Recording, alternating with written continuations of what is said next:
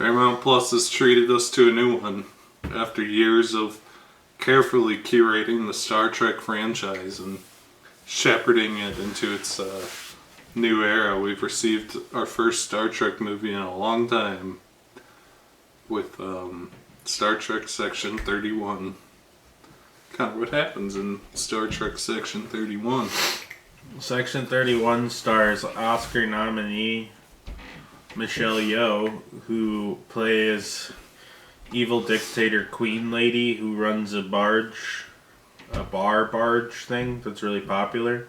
But then the knockoff Suicide Squad shows up, starring a really dumb guy in a super suit, a generic lady, a fat dude, a Vulcan with a little worm in his head. It's not a real Vulcan, it's a robot.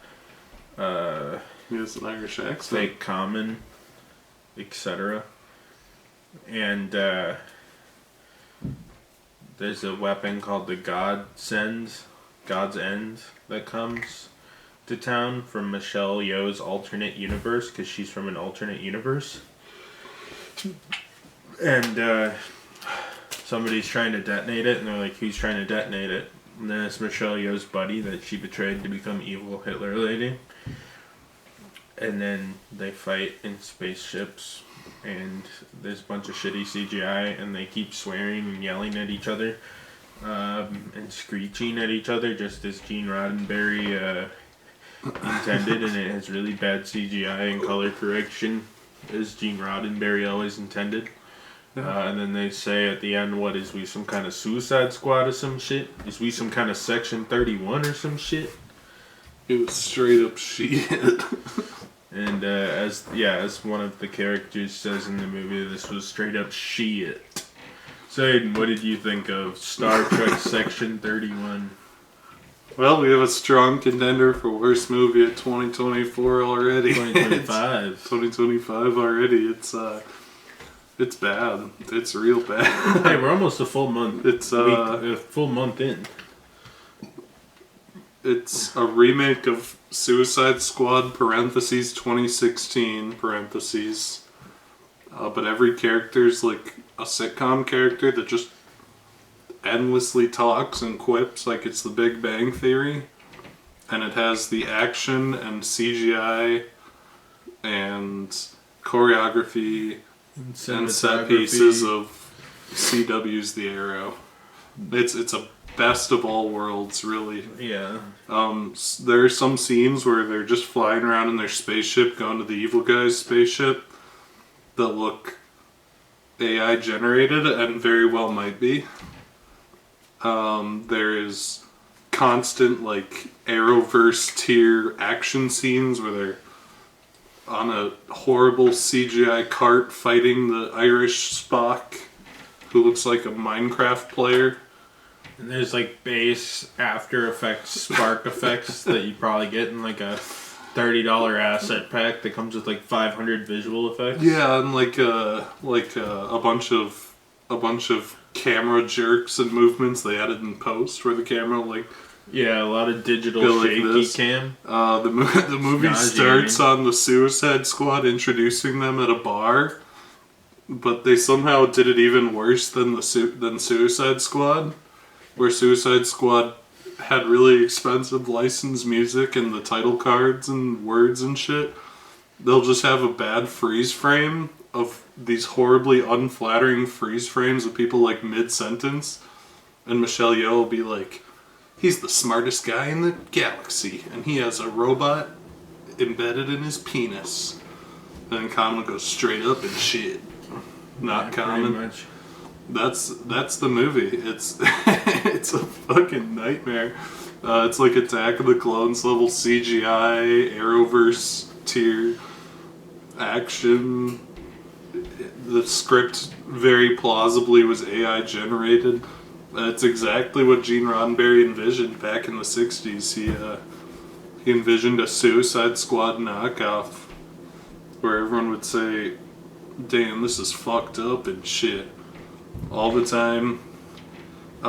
There's really not a lot of plot going on. There's like a doomsday weapon that they have to get back, and there's a mole in the Suicide Squad.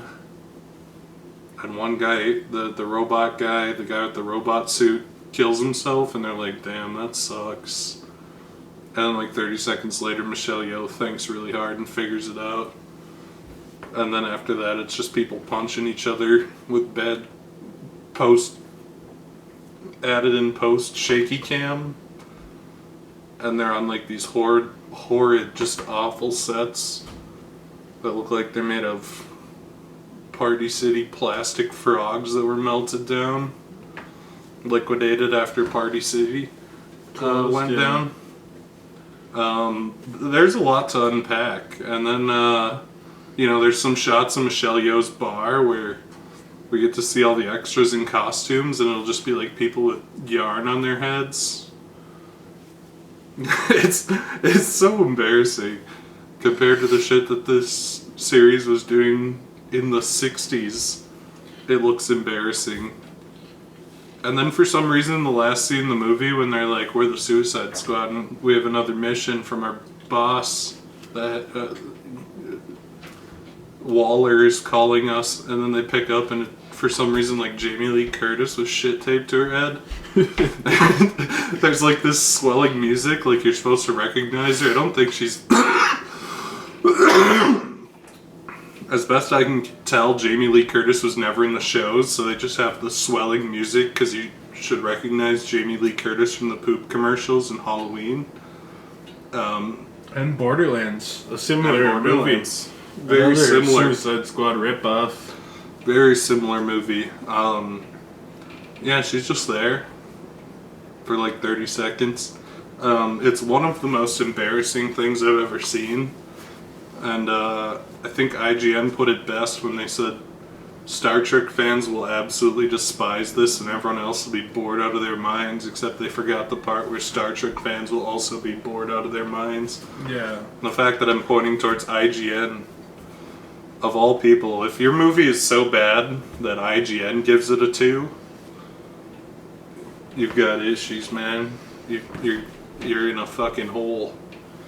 There's honestly not a lot to say about it. There's no plot. It's just really fucking ugly and stupid. But it's real fucking bad. Connor, what'd you think of Star Trek Section 31? Star Trek Section 31 is, in a lot of ways, just a fan film. Like, yeah. It's like people go on, like...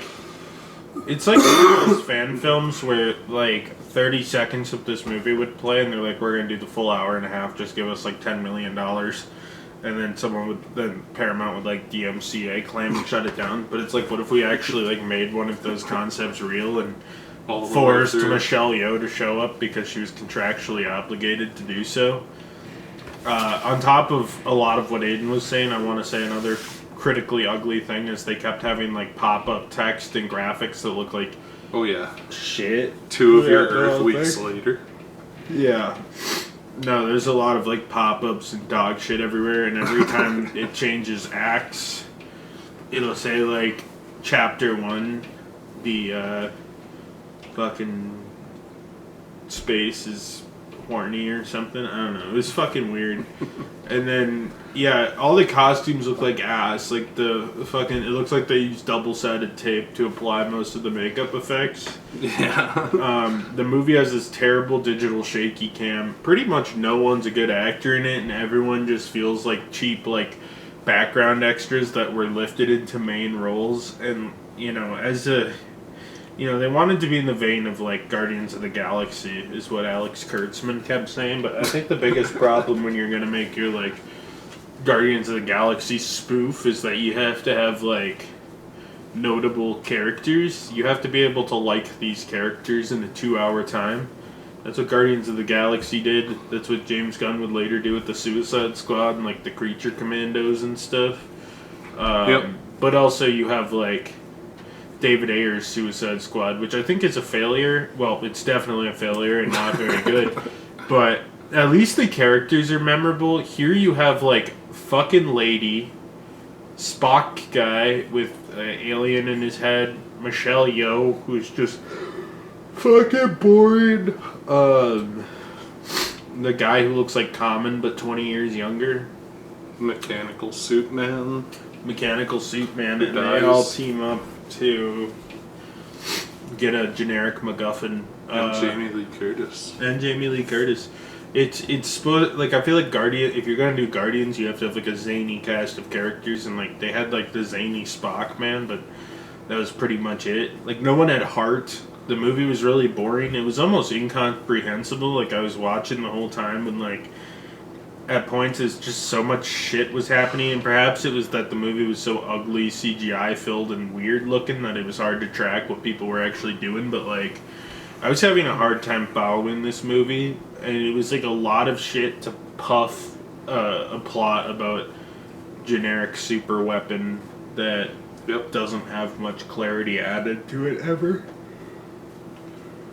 And it was just awful end to end. It was a really bad movie. Yeah. And I would not recommend watching it. Well, I guess we were going to go into our recommendations. Aiden, would you recommend Section 31 Star Trek? Fuck no. This is the worst piece of Star Trek media ever made, and that's saying something because they've been rolling through the Picards and Discoveries and whatever the fuck else. It's fucking terrible. It's genuinely awful. It is almost certainly going to be at the absolute bottom of the list this year, and only has a few potential contenders to dethrone it. You never know. You never know. We've thought that a couple times last year, and last year was the gift that kept giving. I feel like this year I look at the list, and I'm sure there will be surprisingly bad films, but there's less like overt things where you're like, that's gonna be a fucking disaster, like Craven and Madam Web of last year. Yeah, like there's less like without the Sony major fake Spider-Man flags. movies. You just got The Strangers Chapter 2 to look forward to. Yeah.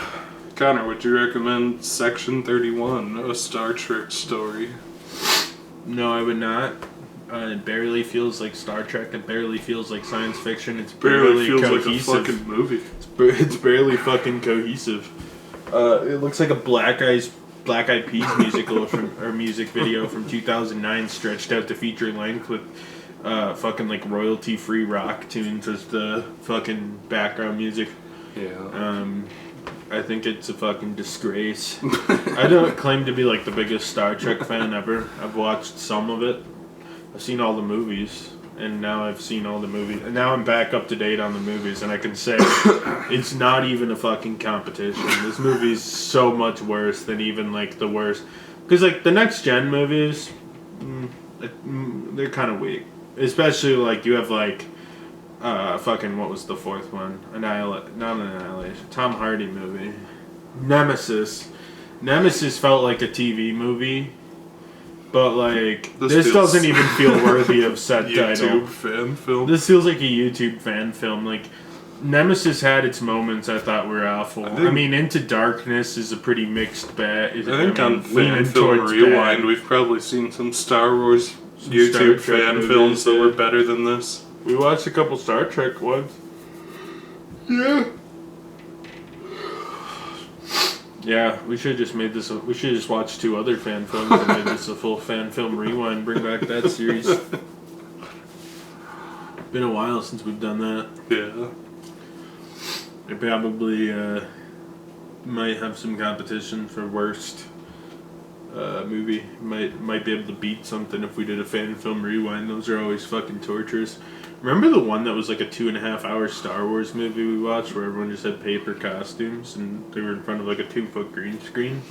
Yeah. It was like Star Wars, and the guy who played Darth Vader was like a 13-year-old morbidly obese child who was like 2 feet tall.